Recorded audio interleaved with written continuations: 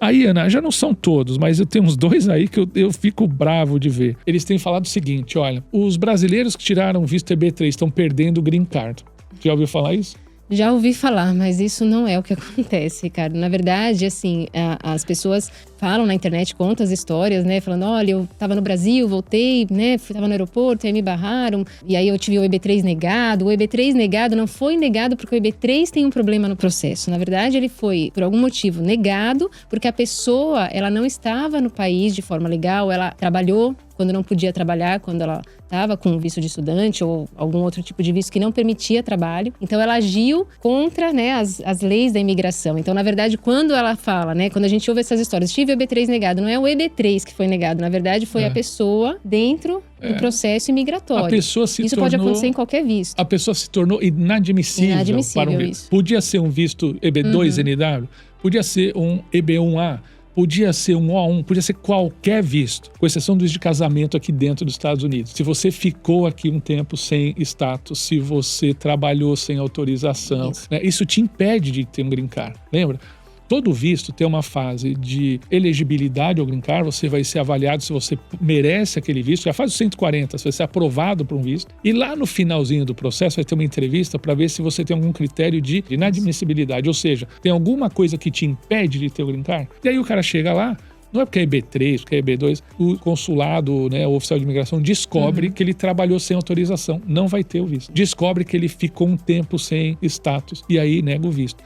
E aí, os advogados sabem disso que eu estou te falando. Todos eles sabem. De bobo ali ninguém tem nada. Mas aí eles direcionam a crítica. Falam, é para esse tipo de visto, para aquele tipo de visto. E não é verdade. Hoje tem caso de gente com risco de perder... Teve gente que perdeu cidadania. Teve green card, 5 anos depois aplicou para cidadania. E aí agora o governo está fazendo um escrutínio em imposto de renda. Se a pessoa fraudou... Fraudar é um termo... Entenda quando eu disser fraudar. É simplesmente omitir uma informação da imigração, mentir. Mas se ela fraudou o imposto de renda, declarou menos do que ganhou, né, não entregou o imposto de renda e disse para imigração que entregou e agora estão descobrindo, se você tem um problema com o imposto de renda hoje, você pode perder a sua cidadania, para você ter uma ideia, pode perder o teu green card. Então, o processo imigratório todo, né, que vai do visto até a cidadania, ele pode ser revisado a qualquer momento. E se em qualquer momento for encontrada uma inconsistência, uma omissão relevante, né, uma mentira, eles podem reverter tudo que eles te concederam. E o governo atual, ele está fazendo isso. Ele está olhando com mais detalhes os processos todos, tá? Todos.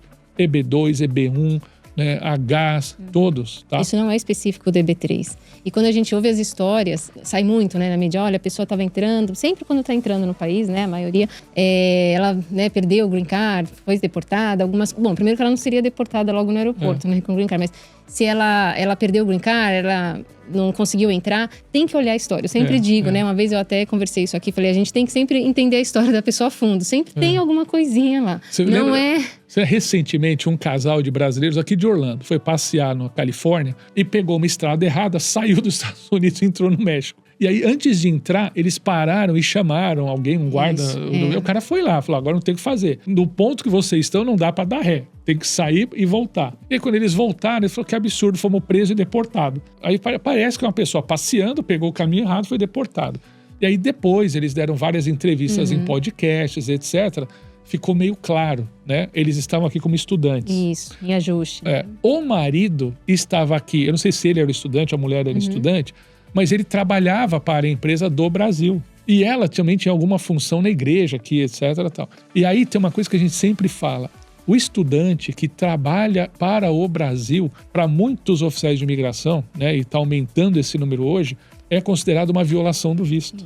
Então você vê, pode ser que ele não concorde com isso. Eu mesmo não concordo com isso. Mas o fato é que ao oficial de imigração descobrir que ele é aqui como estudante, ou até como F2, acompanhante estudante, continua trabalhando para o Brasil e interpretou isso como uma violação do visto, cancelou o visto e deportou. Executou ali rigorosamente. Então é isso que a gente fala. Tem muito mais história por trás, né, do que simplesmente a gente sair falando, isso foi arbitrariedade, eles expulsaram, né? A história acaba sendo espalhada pela internet de uma forma incompleta e muita gente acaba ficando com receio. E aí entra a questão, não era porque ela estava com visto de EB3, eu estava como estudante, não é bem isso, né? Tem um porquê por trás, né? E no caso, eles estão mais em cima mesmo de quem está trabalhando com vistos que não permitem trabalho. Isso está acontecendo sim, né? Eles estão um pouco mais em cima. Nunca foi permitido, mas hoje existe uma fiscalização maior. É aquele tipo de coisa. Nunca foi permitido estudante trabalhar, mas todos trabalhavam. Nunca foi permitido, mas todos faziam. Realmente, né? O sistema, né?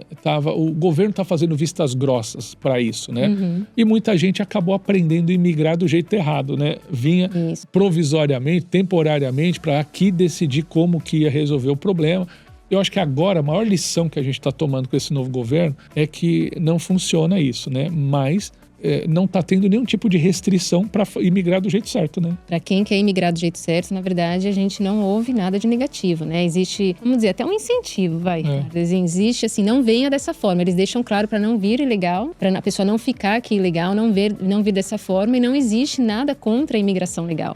Então, este é o momento, acho que mais certo ainda de você fazer da forma correta, né? Da forma como o país quer. Os vistos estão aí, né? Pra gente fazer dessa forma. Te interessou? Detalhes. Primeiro, entra no site da Volare, volare.com/eb3, você vai ver todas as vagas que estão abertas lá agora. Lá você pode também mandar uma mensagem, você vai entrar em um grupo nosso de uma lista de distribuição para que tem vaga nova, você vai ser avisado pelo WhatsApp. Temos a nossa comunidade, toda vez que você se cadastrando na comunidade, toda vez que tiver na vaga nova, você é o primeiro, você é o primeiro a saber. Primeira mão. Principalmente para você que quer vaga rara, tipo Flórida, tipo Orlando, tipo Miami. A gente avisa primeiro na comunidade, então essas pessoas recebem. Da última vez você vê, né? A gente já avisou na quarta-feira. Na quinta, quando chegou a live, já tinha vendido 6 ou 7. Isso né? mesmo. De 30 já tinha 6 ou 7 num dia, tá? Então entra lá, se cadastra e fica bem informado.